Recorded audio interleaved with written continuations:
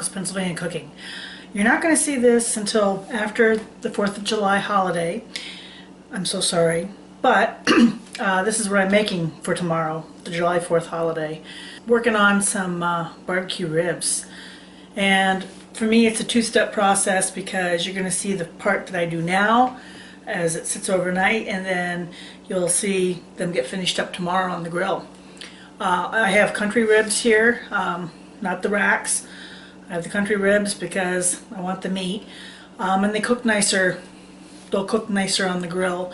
I don't have a big fancy smoke outfit or any of that stuff, so I'm just going to show you how I make them. This is just how we make them, and I like them.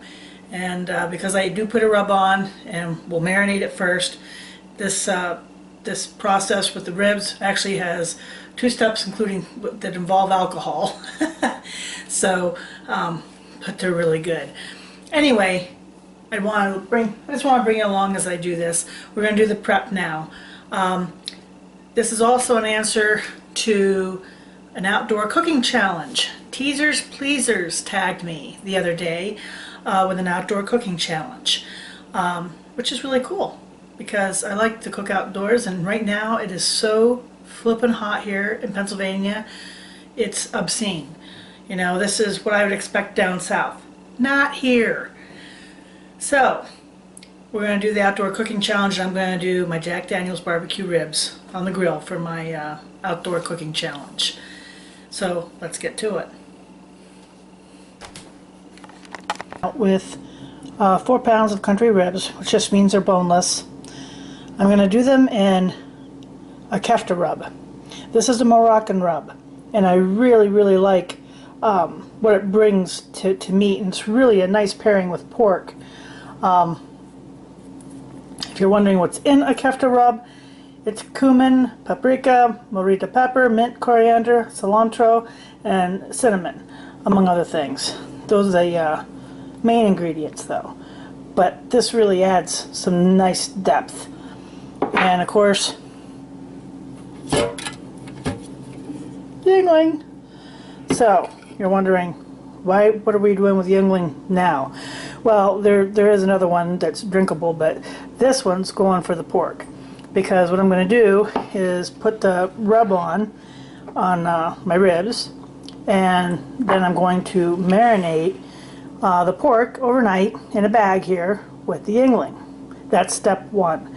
That's part 1 of the 2 booze phase to this dish. Trying to spread out, and I'm just going to take this, spread it over, and it is so aromatic. Really delicious. I think when Jonathan Badgertronic sees this, he's gonna really like it because he likes coriander a lot. I want to make sure I get these bottom pieces.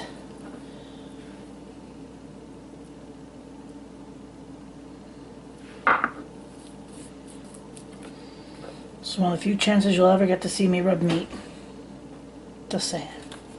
I'm not gonna go crazy with it. This is a pretty strong rub.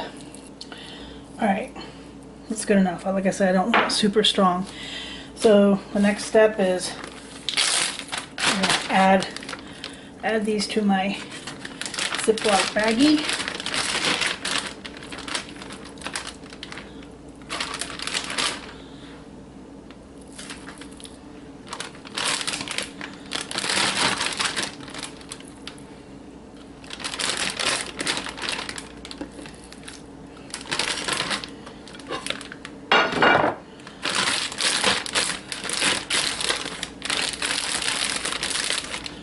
Alright, now time for the yin yang.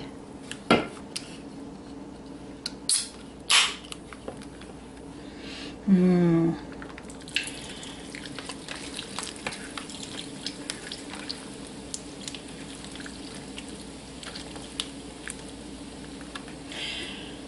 going to zip this up, and then I am going to put this in the fridge overnight and let this marinate.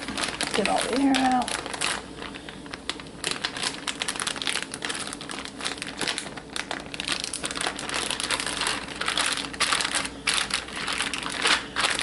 Look how nice that looks. Okay, step one is complete. The ribs here is going to be my Jack Daniel's barbecue sauce, and that's going to include really finely diced yellow onion, lemon juice, fresh lemon juice. This is a hot pepper spread and mix, some cayenne pepper, some minced garlic, some brown sauce or steak sauce, ketchup, some red wine, and this is actually made by a friend of mine locally. This is a red Merlot, some spicy golden mustard, some Texas Pete's. That's just for you, Carolina Chris Outdoors. We have switched over, and of course Jack Daniel's. And I'm using, normally would use a dark molasses, but this is a sorghum. This is actually from Tennessee, and old Chevy 4x4 sent that to me. He had wanted to try my chili sauce, which I'd sent him some, and he sent me a goodie box back, and that was one of the things he sent, and I'm thankful for it because this is not easy to replicate, and we don't have tons of it around here. So thank you, old Chevy 4x4. So we're going to start combining it. Now you can mix all this and just use it raw, all mixed together as your sauce, basting on the grill. And you can put it in a jar in the fridge for up to around 3 days. That's if you just mix it up as is right here. I actually do it in a pan and cook it down a little bit and then put it in a jar, because then it lasts several months. And I do a big batch at a time, so I have enough for a little while. So I'm showing you how I do it, but you can make this, you know, just as is and just baste it as you're doing your ribs or chicken or whatever you have, and you don't have to actually cook it down. I just do it because I want it to keep longer and I want to be able to store it longer. Combined all my ingredients. I've added my half a cup of Jack here at the back end, but I got everything else in there. You can see what it looks like. I'm going to let this simmer down a little bit. It's off simmering, and I'm coming back to my marinated ribs. Oh my god, they smell good. I'm going to take them out here. See the juice? I should try and find a use for the juice. I mean, that's mostly beer. And I'm going to go out and we're going to slap these on my preheated grill. And I've got the grill preheated. I'm going to lay these puppies on.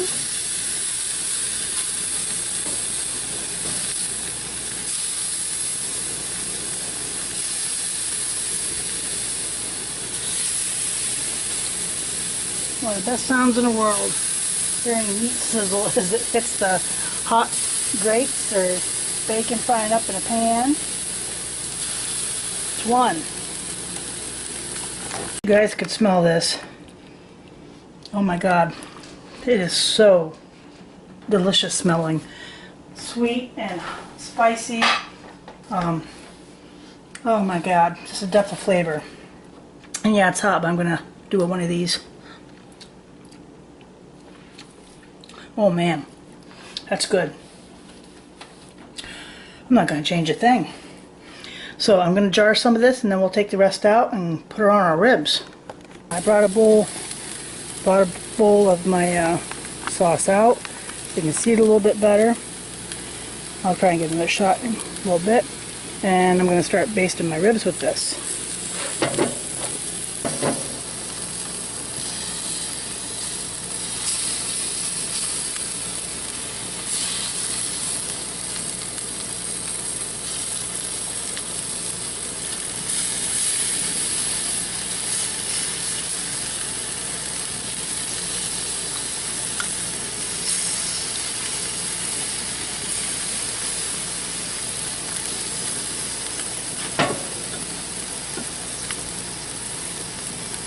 We're getting there. Won't be long now. And it's probably a good thing because there's thunderstorms moving in. So we're going to try and hope these are done here shortly. I think they're going to be. I have some stuffed mushrooms. One of my cheesy stuffed mushrooms coming out. I've got the broccoli cauliflower salad and some macaroni and cheese, and we're going to dish that up and have our 4th of July dinner. Here it is. Look at that. Oh my God, doesn't that look delicious? So I've got the Jack Daniel's barbecue ribs, my cheesy stuffed mushrooms, and some mac and cheese, and my cauliflower and broccoli salad. Moment of truth though. Gotta try a rib.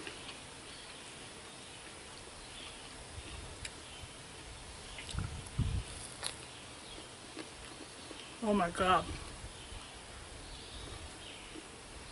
That's really good.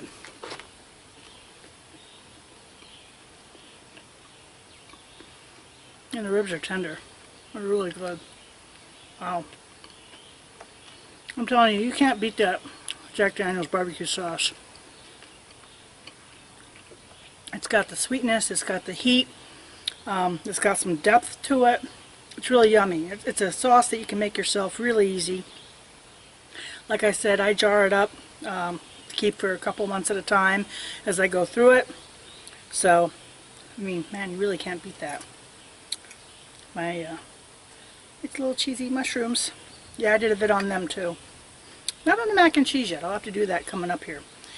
So anyway, that is my Jack Daniel's barbecue ribs for the outdoor cooking challenge.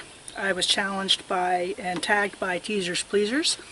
And with that being said, I'm supposed to tag a few other people. So, for the outdoor cooking challenge, I'm going to tag Big Ron's Hobbies, and Cooking with Cricket, and Calvin's Corner 72. So, get outside and get cooking. And if you liked what you saw in this vid, like and subscribe, and we'll see you next time here at Helga's Pennsylvania Cooking.